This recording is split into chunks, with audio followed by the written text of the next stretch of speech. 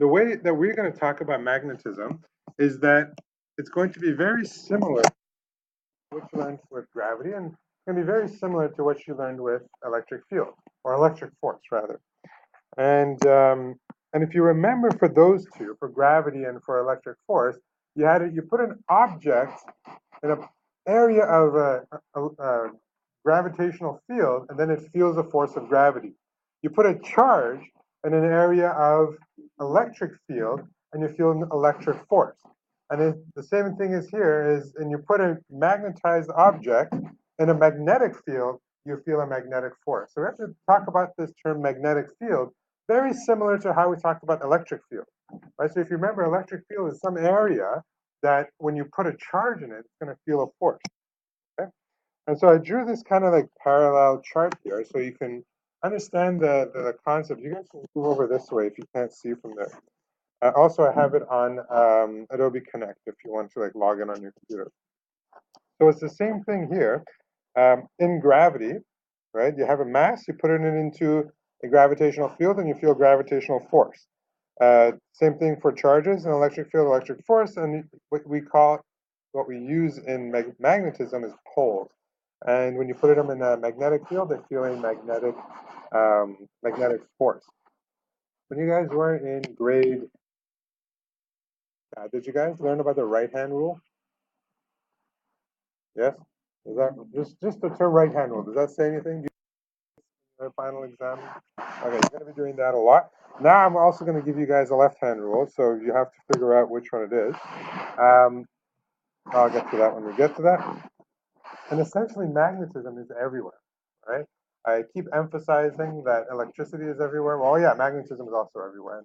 I'm only saying that because I'm a physics teacher, and I want to make sure that you think that what I'm teaching you is important. Every teacher is going to do that. But in fact, everything you learn is important. Come on. Here's a list of things that use magnets in them. Most objects that are making sound, like anything that has a speaker, uses magnets, right? Because it's the moving up and down of like a tampon, and that is controlled by a magnet pulling it up and down. Have you guys ever heard of turbine?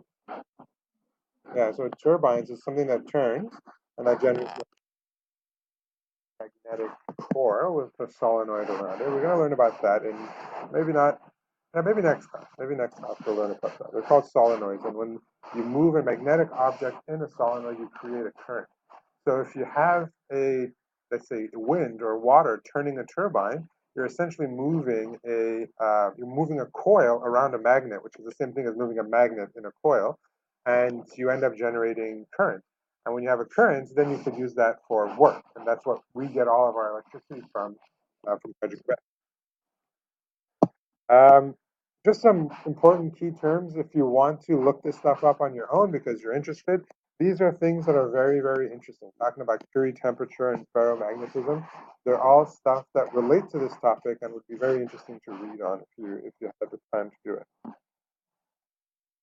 I have a slide that for some reason takes really long to load, and now I skipped over it. I'll go back.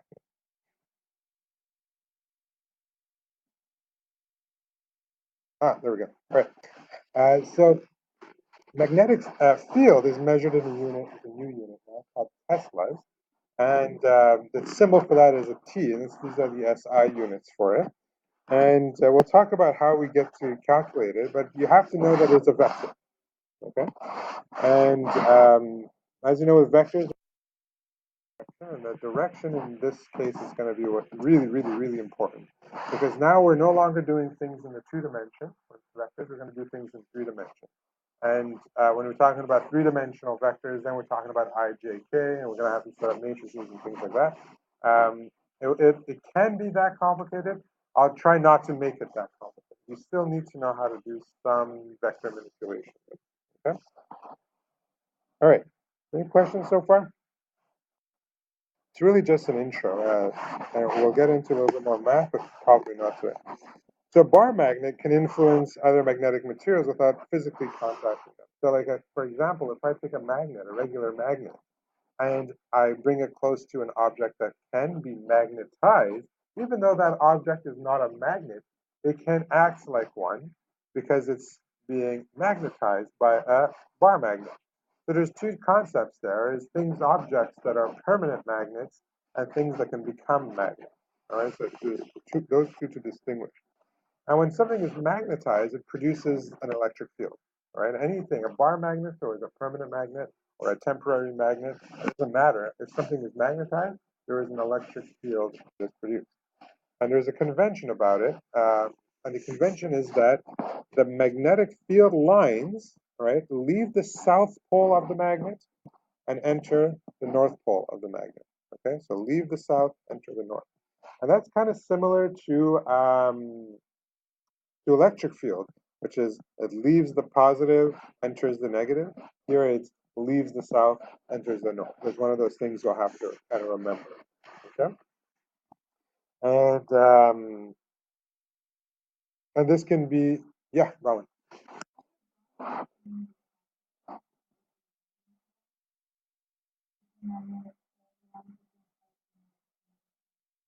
Yeah, my mistake. It is going out the north and into the south. Sorry, it's where the compass points. So correct me again. I'm going to go back. It leaves the north and enters the south. These lines are represented as where a magnet would point if you were to put it in that magnetic field. And that's funny because a magnet points north. Sorry, a compass points north, right? So if you put a compass, and you know what a compass is, right? So you put a compass in an area of a magnetic field, and the arrow is going to point north of the planet. But that just so happens because our magnetic south is at the North Pole or close to the North Pole. And so it's going to point towards the North Pole, which is pointing towards our magnetic south. Tricky. Yeah. But a lot of people get that wrong. And there's a diagram I'm going to show you later that's quite interesting. So here it is. The line represents which direction the compass would be pointing if positioned in that field. So you put a compass in your field, where it points to, it's going to be pointing to magnetic south. And just out of curiosity, when you guys look at a compass, have you guys had to look at a compass before? Oh yeah. If you haven't, the red point is pointing north, but in fact it's pointing to the magnetic south. Okay? So the red point of the compass is pointing to the magnetic south. And so here, this is a diagram that is very, very, very, very popular because it's on a lot of scientific, like really major scientific websites, and NASA only recently changed theirs. And it's totally wrong, right? Because here you can see the electric field lines are leaving the south and entering the north, which is not true. It's leaving the north and entering the south, right? So there's this picture is, I would say, wrong.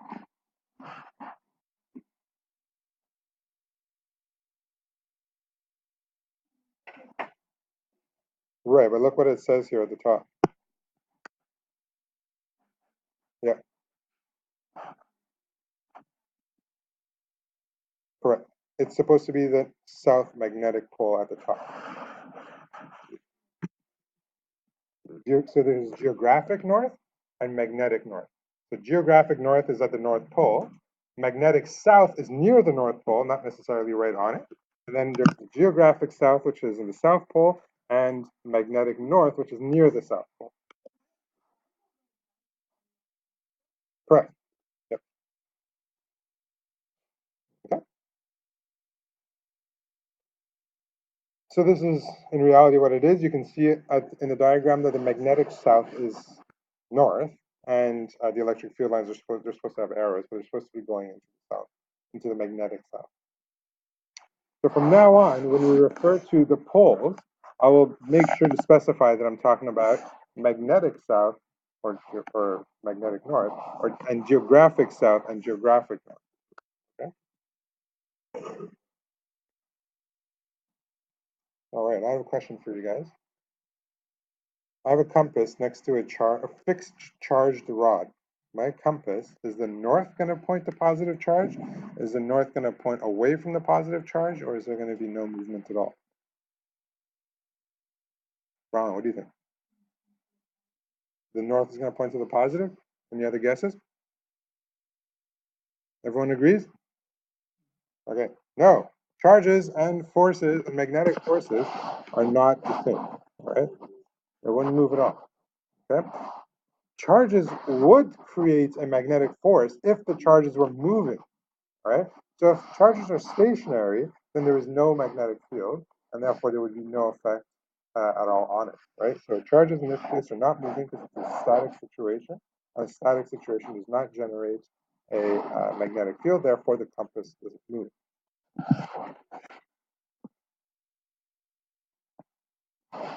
How about the orientation of magnetized objects and in terms of their poles? So which one of these situations would be the correct situation? So in the first one, you have the north connected to the north, and then the south connected to the north on the non-magnetic objects that have been magnetized. In the second, you just have all the norths and souths lined up. And then the third one is all the norths together with the souths together, so they alternate their poles. Which one of these would be correct? Yeah, B, absolutely. All right. So what we need to take away from this slide is that the opposite poles attract. Yeah, kind of like opposite charges attract, opposite poles attract. It's important not to distinguish those two, not to confound those two things. All right. So charges and poles are two different things. We have to think of them as two very different forces.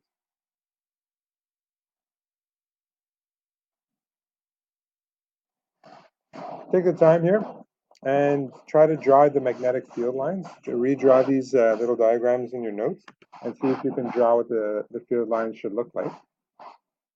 Take 5 minutes. Actually, this will be a perfect time for me to run upstairs and get that.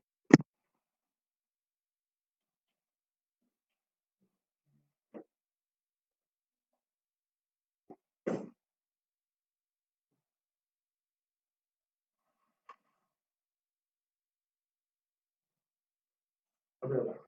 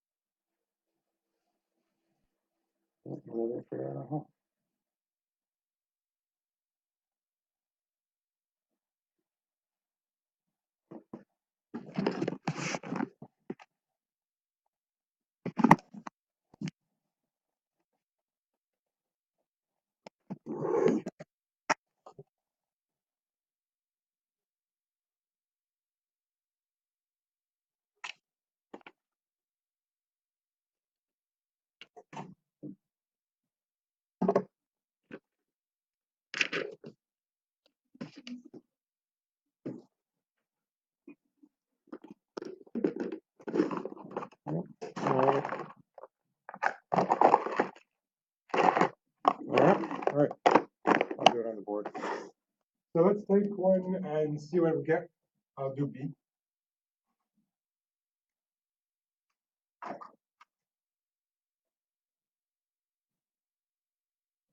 You have the north here, the south here. How did you guys draw it?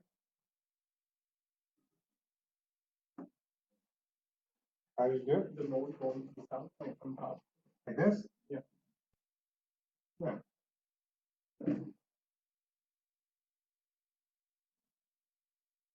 Kind of like that.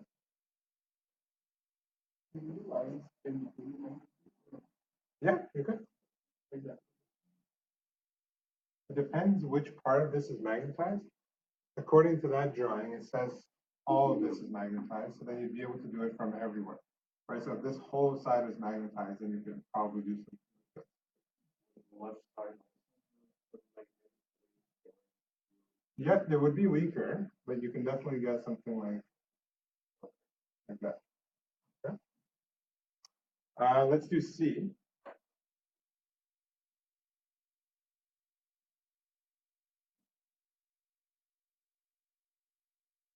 How did you draw this one? Yeah. All the exterior lines are going through the north side. It's going exterior, the exterior back. Okay, to the nearest one, right? Yeah.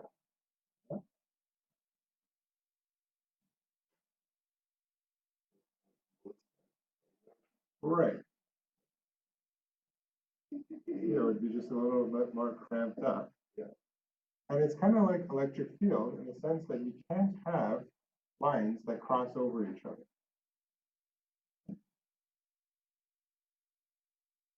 Something like that. And then you can do the same thing on the other side.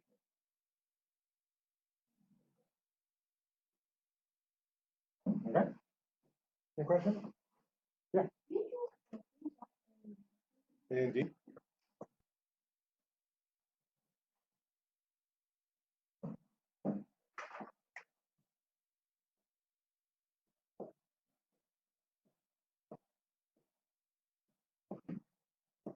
Shani, you want to tell me what you did?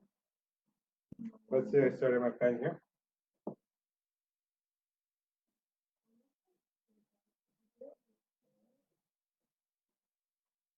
Like this. Oh, back to here. Okay. Yeah.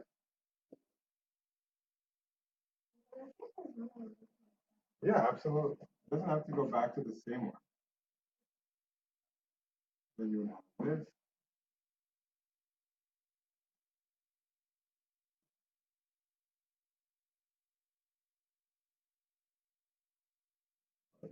Running out. Something like that.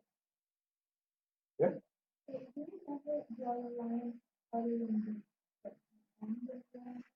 It depends on what's magnetized. In this case, yes, because it's colored red here, you can say that this whole thing is magnetized. But for example, here, you don't really know which part of it is magnetized. Sometimes it's just the magnetized, the north magnetic pole is going to be there, and the south magnetic pole is going to be there, with nothing in between, in which case there wouldn't be any. But in this case, yeah, you would definitely do things like that.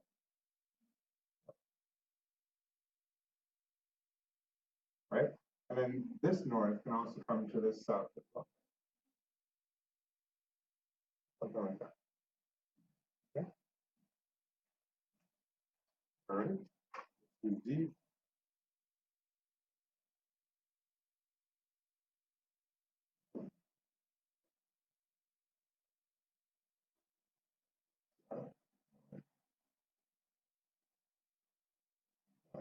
All right. Okay. Can someone show me what they did or try to explain it?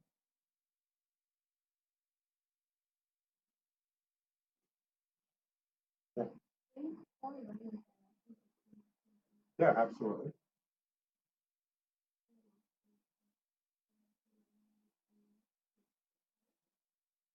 Say that again? Yeah, absolutely. So you can also have it.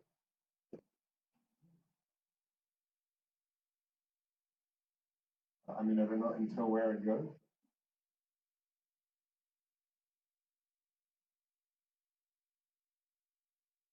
Something like that.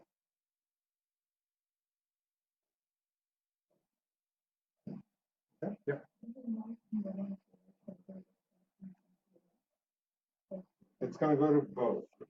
Like this north is going to go to that south and that south. This, yeah, for sure. There's going to be some weak points that are going to go like that. And as it was with electric field lines, the density of the lines indicates the strength of the result. Yeah.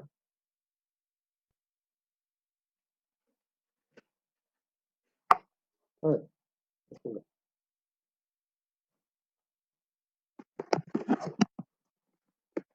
So here we're talking about the magnetic poles of our planet, and as you know, our planet has magnetic poles and a big magnetic field. Do you guys know why our magnetic field is important? Yeah. Not so much. No. I mean, the fact that we have a ferromagnetic core makes it so that our gravity is what it is, but there's two forces not directly related.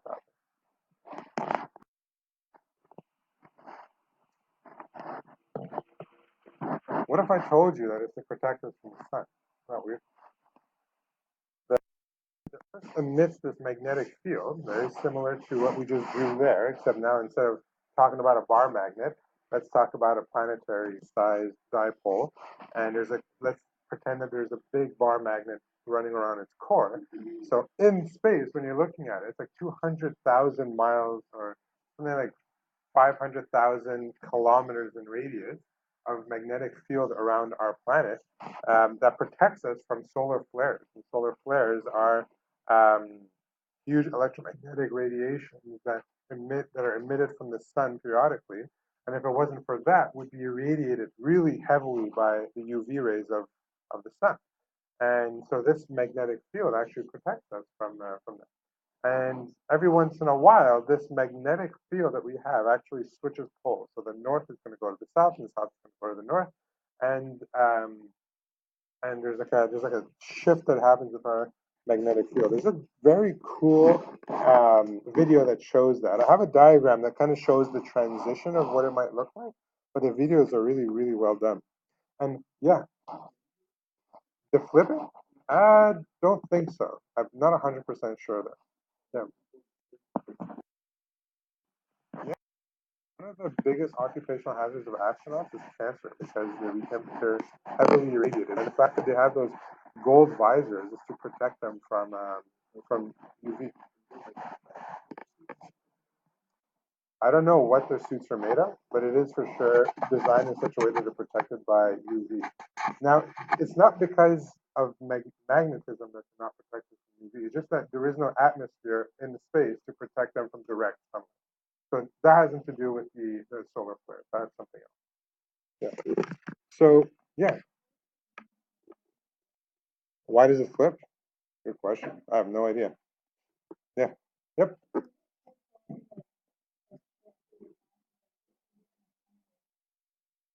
It takes a long time to do the flip, and then once it's flipped, it stays there for many hundreds of thousands of years. It's not like a ding ding. It's not like that. No, no. It's a and then it's fixed. Yeah. Yeah, exactly. Not our grandchildren, a bit more than that, but yeah, in our lineage, somewhat. Okay. Now, how we have this magnetic field is, remember I told you guys that moving current can produce a magnetic field. That's exactly how our Earth produces a magnetic field. That there is these tectonic plates, and even below the tectonic plates, there is this charged magma that's moving through convection. You guys have heard of convection before? Right? So there is like this ferromagnetic liquid in the Earth's core. It's shown here by these DNA-looking things here. That's actually moving, right? So this movement of current causes causes a magnet to be mimicked, right? So our planet then behaves like a magnet. These convections only occur because we have a really, really hot inner core, and we have a cool mantle that protects it. That not protects it, but that insulates that heat. So you're going to have huge amounts of liquid current inside our Earth's core, and this liquid current is carrying a charge, and this movement of charge causes the magnetic field to be there, right? And they're responsible for all of our tectonic activity, such as the formation of mountains and things like that. I'll let you guys read it. And here it says that there's an interesting article about how often our magnetic poles will flip. And it used to be that it would be very rarely, every few millions of years, and now every time it happens, it becomes more and more frequently.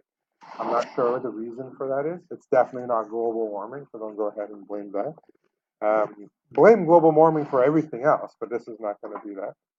And actually, you can see the diagram there. You can see a little bit of the flipping of the magnetic poles. Just going to flip over here to this slide real quick. So this is what the magnetic field lines would look like during a flip, right? So this is the transition state of the magnetic poles of our planet switching around, and it's quite.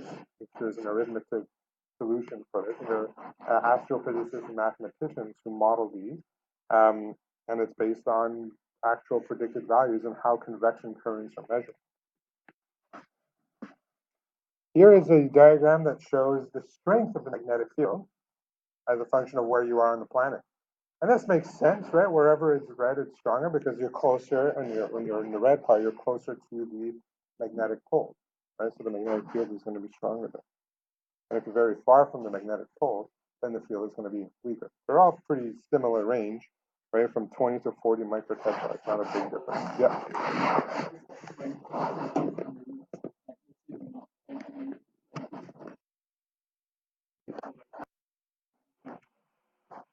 It doesn't have an effect like an effect on our health, if that's what you're thinking. But I'm just going to go here.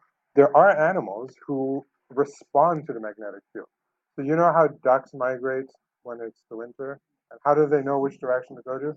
Part of it is temporal sensitive, but how do they know which direction is the warmest? There is no really way of knowing unless they know what south and north is.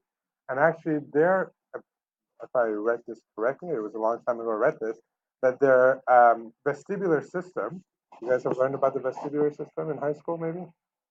No? Semicircular canals? Yeah? Yes? No, maybe? Anyways, there's a system in their ears of ferromagnetic liquid that responds to the magnetic field of the planet, and it tells them which direction to go to. And it so happens that it's the same for turtles and some deer and things like that. Now, humans, probably not. I don't know of any published source that says that we respond to the magnetic field. Maybe if we're really, really strong. But even like just to think about it, this is, if we look at the scale, we're in the range of 20 to 60 microtesla, and we submit ourselves to MRI machines. You know what an MRI machine, magnetic resonance imaging, which is like megatesla, right? So it's like millions and times more powerful than this, and there's no evidence that that affects our health adversely or benefit.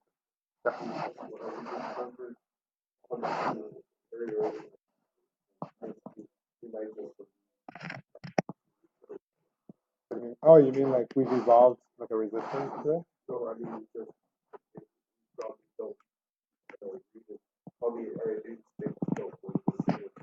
oh, maybe, yeah. Yeah, but in evolution-wise, it's not so it's not such a long So, I time. mean, you're not, there's probably something that great in order to sort of use it, don't use it. So, Yeah, it could be. Yeah, absolutely. Any questions on that? So here we are, the same thing here. I'm just going to read this highlighted excerpt. It says, instead, the researchers discovered that the animals preferred heading towards magnetic north or magnetic south. This observation suggests that roe deer might be able to detect the Earth's magnetic field as if they have an innate compass. Magnetoreceptors is apparently a less exotic sense than usually assumed. So this is what I was talking about. This location in the central nervous system that contains magnetic fluids that's responding to our magnetic field. I'll stop there. That's perfect. We'll meet back in the lab at 9:30, and we'll do the problem. So for an hour and a half, we'll do that. Okay? An hour and a half? An hour. It'll be an hour.